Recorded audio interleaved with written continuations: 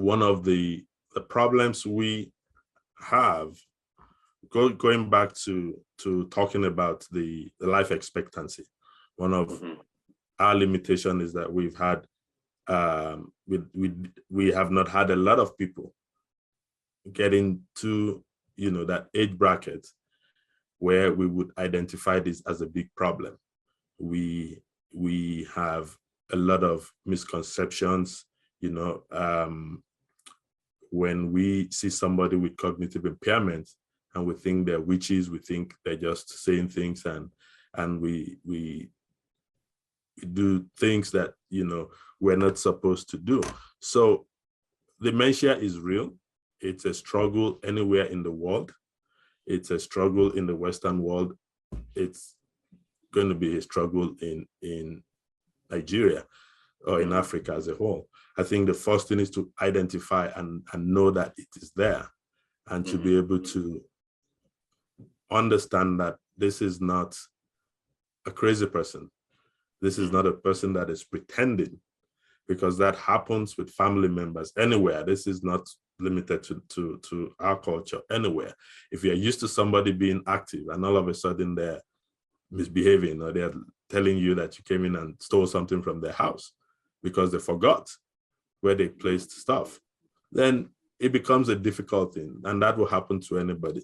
But bringing it back to us, I think the first thing is to know that these things exist, and then know how to prevent as much as we can, and know how to start identifying the things you see, which we call symptoms, the symptoms that you see. How do you identify that? And then what are the treatment options? How do you support that?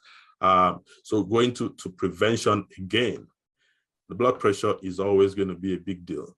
We have a lot of high blood pressure in Nigeria, no doubt. I do some little medical mission once in a while, and I go to rural Nigeria. At least 70%, and that is being very, very, conservative. At least 70% will have uncontrolled blood pressure. Wow. Out of that 70%, I can tell you that another 50% out of that 70% would only get medication when a team like that goes there. And so if you are not giving them medication for the year, you are not really treating their blood pressure. How does that affect dementia? People with blood pressure, high blood pressure, would have what we call mini strokes.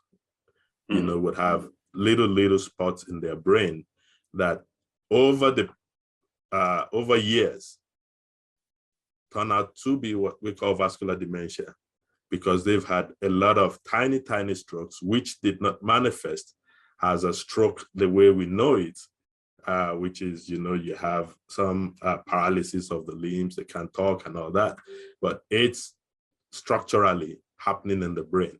And over the years, that becomes, a reason for somebody to have some kind of cognitive impairment. That is one. The other things, vitamin B12 deficiency can cause a kind of dementia.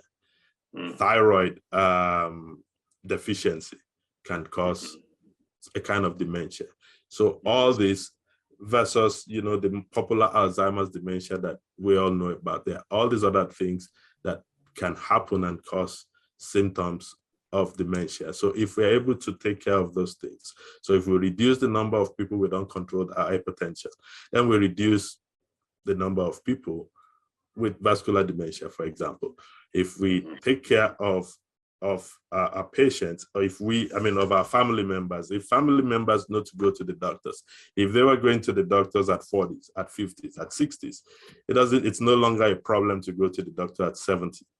So, but if we are not used to doing that, then to wake up at 70 and start going to the doctor when you haven't done it for 70 years, it becomes a problem.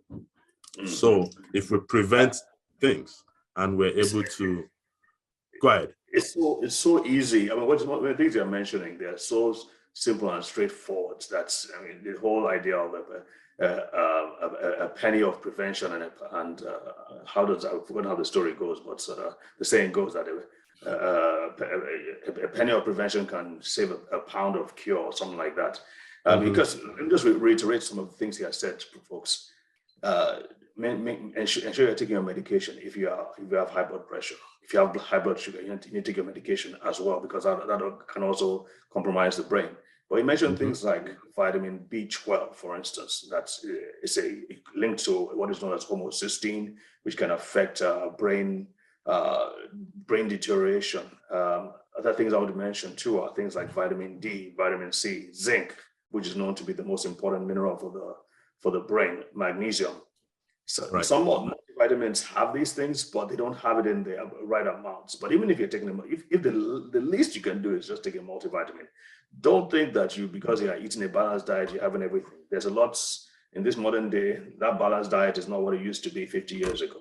So you do need to be taking some kind of supplementation. If you start with a multivitamin, that'll be great. You need more vitamin D, like we talked about. We also know that potassium is lacking in a lot of elderly people. The older you get, the less potassium you have in your body. Potassium is extremely important for the cardiovascular system.